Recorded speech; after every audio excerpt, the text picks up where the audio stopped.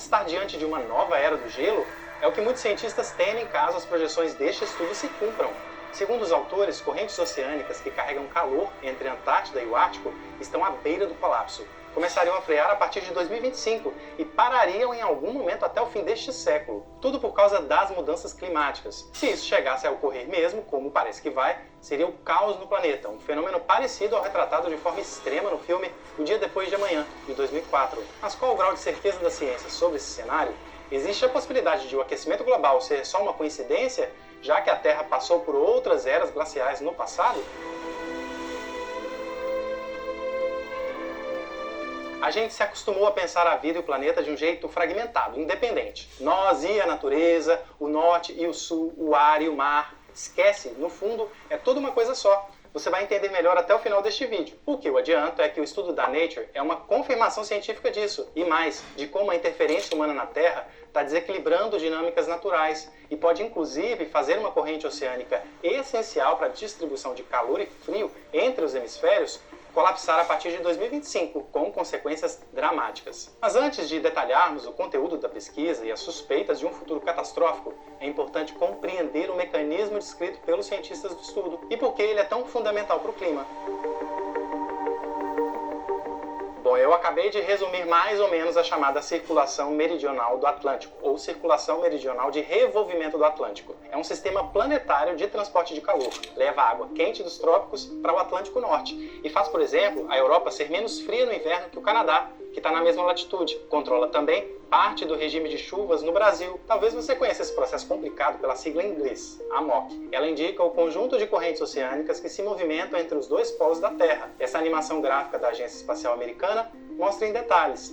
A água aquecida nas áreas tropicais viaja para o Polo Norte e esfria na altura da Groenlândia. Depois afunda porque fica mais densa e faz o caminho de volta pelo fundo do oceano, indo se juntar outra vez ao Polo Sul, onde o ciclo recomeça. Simples e complexo assim, como reforça o geólogo e professor do Instituto do Mar da Unifesp, Vinícius Ribal. Na verdade, é o único lugar do planeta que você tem a conexão do hemisfério sul com o hemisfério norte. O oceano consegue fazer essa conexão através desse conjunto de correntes. Então, ela é muito importante para distribuir calor ao redor do planeta.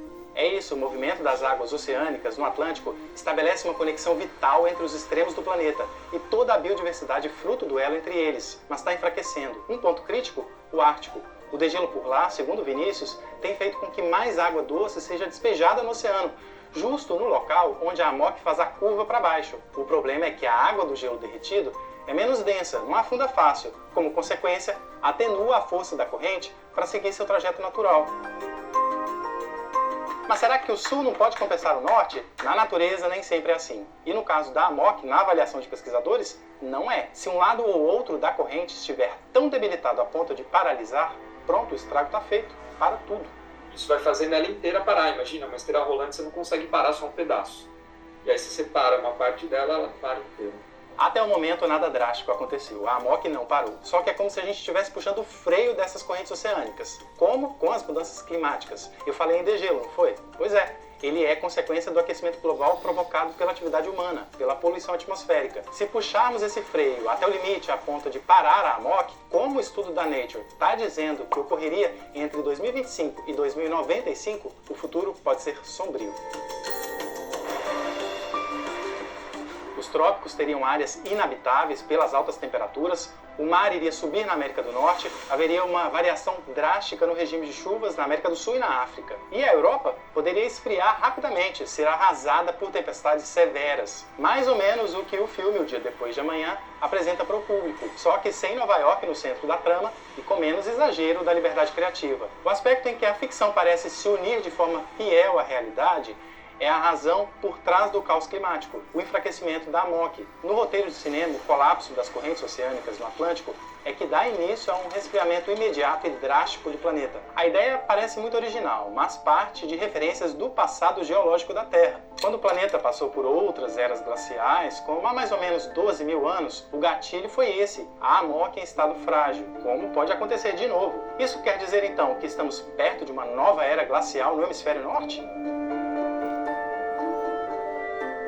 para uma pergunta dessa amplitude, você pode imaginar, não existe resposta simples. No começo do vídeo eu falava, por exemplo, do grau de certeza a respeito dessas projeções. Os responsáveis pelo estudo da Nature dizem que é de 95% e que o ano mais provável para a MOC parar é 2057. Eles se baseiam em cálculos da temperatura da superfície do Atlântico Norte de 1870 a 2020, e não só. Antes dos cientistas dinamarqueses que assinam essa pesquisa, este outro estudo, publicado em 2021, havia alertado para o mesmo problema. A conclusão foi que as correntes vinham das décadas mais fracas em cerca de 1000 anos.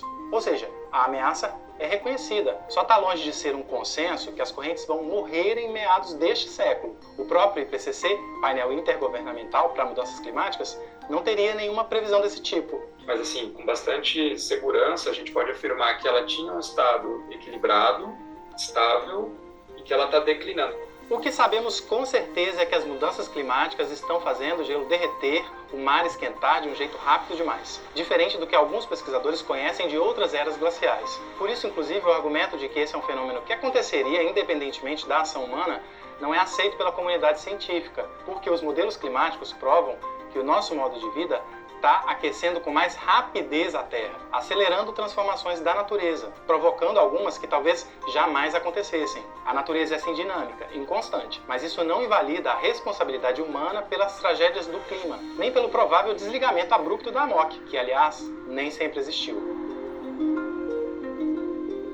Há mais ou menos 3, 4 milhões de anos, as Américas do Norte e Sul estavam terminando de se conectar ali na altura do Panamá. A dinâmica climática no planeta era diferente. A África, por exemplo, era coberta de florestas. Os continentes americanos se juntaram e tudo mudou. Adivinha por quê? Porque uma corrente marítima que passava por ali foi interrompida e forçou a evolução dos ancestrais do ser humano moderno. Aos poucos, nos tornamos bípedes, porque as florestas na África viraram savanas e as pessoas tiveram que vencer longas distâncias para encontrar comida. Eu estou dando esse exemplo para você ter uma ideia de como o fim de um fluxo de correntes oceânicas muda tudo. Muda o clima, muda o planeta. Quem contou essa história foi o próprio Vinícius. Lembrando que a diferença é que lá atrás o causador da mudança foi o movimento de placas tectônicas. Agora, a força geológica que pode acabar com correntes oceânicas tão importantes somos nós e a nossa contínua emissão de gases de efeito estufa. Depende muito do nosso compromisso com a redução de gases de efeito estufa, as medidas que a gente vai tomar e tem tomado para frear o aquecimento global. Então, na verdade, assim, não é algo que já é fato, né? É algo que pode mudar. Pois é, tá aí a incongruência das previsões de mudança climática. Se serão de aquecimento global ou de resfriamento global.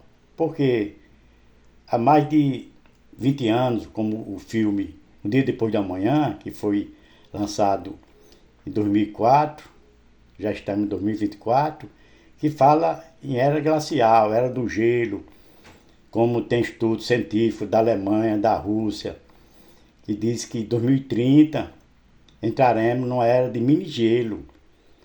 Então, diante de tudo isso, está a incongruência das previsões meteorológicas das mudanças climáticas, se é aquecimento global ou resfriamento global. Eis a questão.